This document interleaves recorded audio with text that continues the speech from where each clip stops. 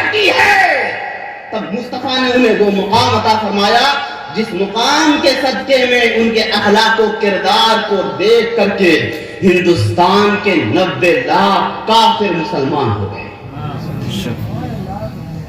پہلے اپنی اصلاح کی ہے، پھر بعد میں لوگوں کی اصلاح کی بات کی ہے۔ ہم علماء، رہبر، ائمہ، قراء، حفاظ، ہم دین کی جڑ ہیں۔ اگر ہم کمزور ہو گئے تو جو قوم ہے جسے دین کے درخت کی شاخ اور ٹہنی اور پھل کہا جاتا ہے، یہ تو کمزور ہو ہی جائے گا۔ پہلے ہم خود کی اصلاح کریں، ماحول، بستی، شہر بدلنے سے پہلے اپنے گھر کو بدلیں، پہلے اپنے گھر کے معاشرے کو بدلیں، پہلے اپنے دل کو بدلیں۔ جس دن ہم بدل گئے اسی دن اللہ ساری کائنات کو بدل دے گا۔ لیکن آج دیکھیں آپ، ماحول دیکھیں آپ، نصیحتیں وہ لوگ کر رہے ہیں جنہیں نصیحت کے نون سے بھی واقفیت نہیں ہے۔ لوگوں کو راہ وہ دکھا رہے ہیں جو خود راہ سے ناواقفیت رکھتے ہیں۔ لوگوں کو راستہ وہ بتا رہے ہیں جنہیں راستے کی فکر بھی نہیں ہے۔ لہذا اگر آپ کسی کا گریبان جھانک رہے ہیں تو اس کا گریبان جھانکنے سے پہلے آپ اپنا گریبان جھانکیں۔ میں اگر کسی کو نصیحت کروں تو پہلے میں یہ غور کروں جس نصیحت کو میں کرنے والا ہوں کیا اس پر میرا عمل ہے کہ نہیں ہے۔ اگر عمل ہے تو لوگوں کو نصیحت کر سکتا ہوں، عمل نہیں ہے تو میرے مصطفیٰ نے مجھے یہ اتھارٹی نہیں دی ہے کہ جس پر عمل میرا نہ ہو اس کی نصیحت میں کون کو کرتا پھروں۔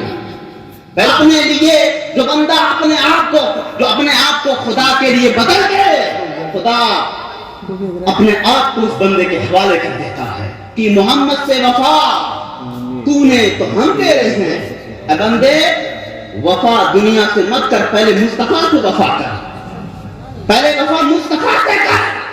دنیا کو خوش کرنے کے چکر میں مت پڑ، دنیا کو راضی کرنے کے چکر میں مت پڑ، دنیا کو خوش آمد کرنے کے چکر میں مت پڑ، دنیا کی خوش آمدید کرنے کے چکر میں مت پڑ۔ فلاں راضی ہو جائے، فلاں خوش ہو جائے، فلاں کے یہاں چلا جاؤں گا تو فلاں راضی ہو جائے گا۔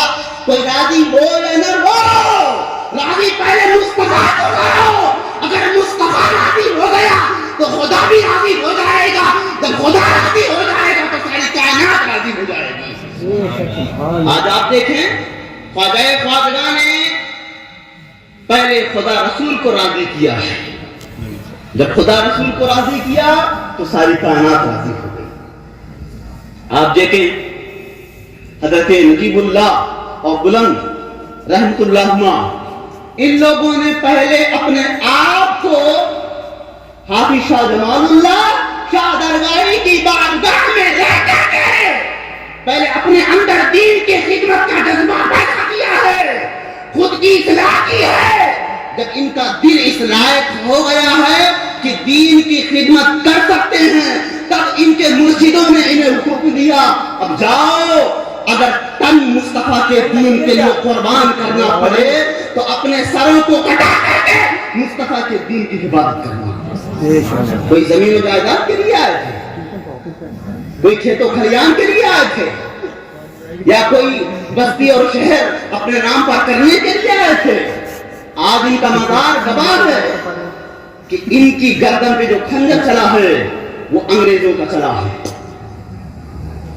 1793 کی بات ہے، 1793 میں شہادت جو ملی ہے وہ صرف اور صرف مصطفیٰ کے دین کی حفاظت کرنے کی وجہ سے ملی ہے۔ تبھی تو آج ہم انہیں یاد کر رہے ہیں۔ گفتگو کرنے کا مطلب یہ ہے کہ اگر ہم مصطفیٰ سے وفا کریں گے تو دنیا ہماری ہو جائے گی، اور اگر ہم مصطفیٰ کے نہ ہوئے تو پوری زندگی آپ دنیا کو راضی کرنے میں لگ جائیں۔ خدا اور مصطفیٰ راضی نہیں تو دنیا کا کوئی شخص آپ سے راضی نہیں ہو سکتا ہے۔ لیکن جس دن آپ نے اپنے آپ کو خدا رسول کے حوالے کر دیا اور خدا آپ خدا کے ہو گئے، تو اسی دن کیا جواب آئے گا؟ یہی جواب آئے گا، اے بندے تو نے اپنی ذات کو ہمارے لیے فنا کر دیا، اب تو مانگ جو مانگنا چاہتا ہے، مانگ جو مانگنا چاہتا ہے۔ بایزید بستامی رحمت اللہ علیہ یہ عرض کرتے تھے، دعا مانگتے تھے، اے رب ذوالجلال مجھے یہ توفیق دے کہ جو تو چاہے وہ میں چاہوں۔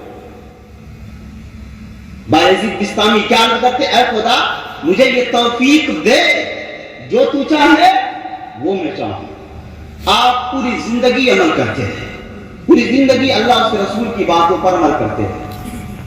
جب آپ مقام رضا پر پہنچے، مقام رضا پر جب پہنچے آپ، تب آپ نے وہاں پھر یہ دعا مانگی، اے رب ذوالجلال مجھے یہ توفیق دے، جو تو چاہے وہ میں چاہوں،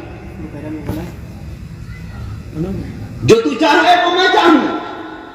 غیب سے آواز آئی، اے بایزید بستامی آج تمہیں مقام رضا پر پہنچا دیا گیا ہے، اب یہ دعا مطلب اپنے بزرگوں اور اپنے سلسلے کے مشائخ سے والہانہ محبت اور عقیدت رکھیں، اپنے مرشد کو چھوڑے مت اور دوسرے بزرگوں کو چھیڑے مت۔ یہ تعلیم جس دن آپ نے اپنا لی، اسی بزرگ کے صدقے میں وہ بزرگ آپ کو آپ کی انگلی پکڑ کر کے مصطفیٰ کی بارگاہ تک پہنچا دے گا، بزرگ کی بارگاہ تک پہنچا دے گا۔ یہ رات، اس رات کو ہم نے ہلکے میں لیا ہے، اس رات کی اہمیت ہماری نظر میں نہیں ہے، بس جو جی میں آیا، زبان میں جو آیا، آدھا ادھورا کھا پی کر کے کر دیا، نہ عمل ہمارا ہے نہ عمل قوم کا ہے۔ اگر عمل میرا ہو جائے گا تو مجھے دعوت دینے کی ضرورت نہیں پڑے گی، قوم خود میرے پیچھے پیچھے چلتی ہوئی نظر آئے گی، لیکن جو عمل کرتے ہیں ان کی گفتگو کا لہجہ بتا دیتا ہے کہ یہ بندہ کتنا مصطفیٰ کی باتوں پر عمل کرتا ہے۔ ایک صحابی رسول بدو، دیہاتی، آرابی، انہیں کچھ نہیں آتا تھا، کچھ پڑھنا لکھنا نہیں آتا تھا، رسول اللہ کی بارگاہ میں رہ کر کے زیادہ علم وہ حاصل نہ کر سکے۔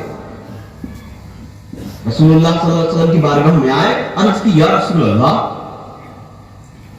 قیامت کے دن فیصلہ کون کرے گا؟ قیامت کے دن فیصلہ کون کرے گا؟ دیہاتی، بدو، آرابی، معلوم نہیں تھا۔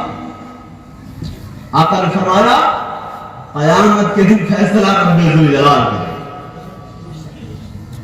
دیہاتی نے عرض کی، یا رسول اللہ تب تو بات بن گئی، تب تو بات بن گئی۔ آقا نے فرمایا کیسے؟ دیہاتی نے عرض کی، صحابی نے عرض کی، یا رسول اللہ اگر رب ذوالجلال فیصلہ کرے گا تب تو یہ دیہاتی جنت میں چلا جائے گا۔ آقا نے فرمایا وہ کیسے؟ خدا قیامت کے دن جاہ و جلال والا ہوگا، خدا قیامت کے دن اپنی جباریت، اپنی قہاریت دکھاتا ہوگا۔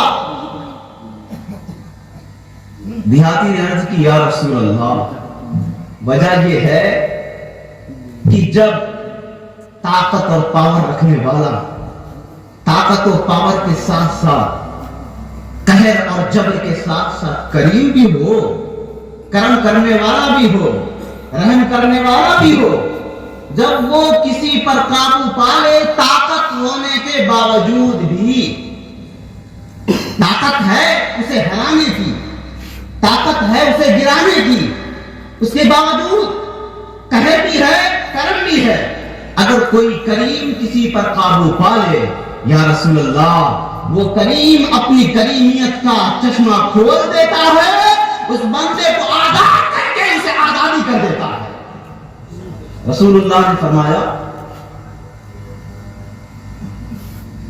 تیری بات تو بن گئی۔ اب وہ دیہاتی جب آپ کی بارگاہ سے چلا گیا، آقا علیہ الصلوۃ والسلام، حدیث میں ہے آقا علیہ الصلوۃ والسلام نے فرمایا جب تک وہ دیہاتی رسول اللہ کی نظروں کے سامنے تھا، اور جب تک وہ راستہ طے کر رہا تھا رسول کی نگاہوں کے سامنے تھا، رسول اسے دیکھ رہے تھے، آپ نے اس وقت تک یہ جملہ فرمایا فقد وجد ربہ، فقد وجد ربہ، یہ جو بندہ یہ خدا کے کرم پر بھروسہ کر کے جو آج میری بارگاہ سے گیا ہے، یہ جو خدا کی رحمت پر بھروسہ کر کے یہ میری بارگاہ سے جو نکلا ہے اور قیامت کے دن خدا کی بخشش کا پروانہ لے کر کے گیا ہے، یہ بندہ حقیقت میں خدا کو پہچان چکا ہے، خدا کو جان چکا ہے، خدا کی رحمت سے واقفیت آ چکا ہے۔ اب آپ یہ بتائیے، وہ ٹھہرا دیہاتی، وہ ٹھہرا جاہل، وہ ٹھہرا بدو، وہ ٹھہرا عربی، لیکن اس بندے کو علم کے بغیر خدا کی معرفت کیسے حاصل ہو گئی؟ علم کے بغیر۔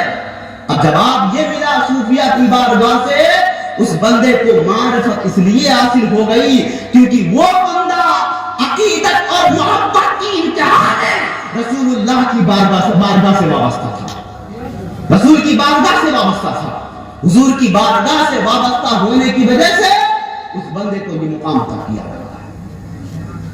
اس رات میں اگر ہم نے دل کی اتاہ گہرائی سے خدا کی بارگاہ میں توبہ کی، استغفار کیا اور رب الجلال کو راضی کیا، آقا علیہ السلام کو راضی کیا، تو صبح کا سورج طلوع ہونے سے پہلے انشاءاللہ عز و جل اللہ ہمیں ضرور بخش دے گا۔ آخری بات، اس شب برات کی رات میں ہمیں کرنا کیا ہے؟ ہمیں کرنا کیا ہے؟ مولا علی شیر خدا رضی اللہ تعالیٰ عنہ آپ ارشاد فرماتے ہیں، حضرت امام حسن مصطفیٰ رضی اللہ تعالیٰ عنہ آپ ارشاد فرماتے ہیں، میں اس شب برات کی رات کا 3 حصہ کرتا ہوں۔ ایک حصے میں نفلی نمازیں پڑھتا ہوں، اور دوسرے حصے میں تسبیحات اور تحلیلات اوراد و وظائف کو پڑھتا ہوں، اور تیسرا جو حصہ ہے اس حصے میں صرف اور صرف اپنے نانا جناب احمد مجتبی محمد مصطفیٰ صلی اللہ علیہ وسلم پر درود و سلام پڑھتا ہوں، درود و سلام پڑھتا ہوں۔ غالباً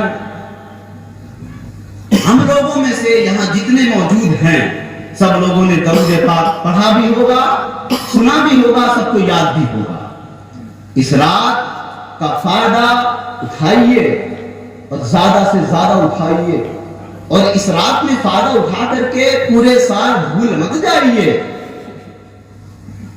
اگر اس رات میں آپ کو خدا کی بارگاہ سے کچھ ملا ہے اور وہ آپ کے نامہ اعمال میں لکھا گیا ہے تو اس کی علامت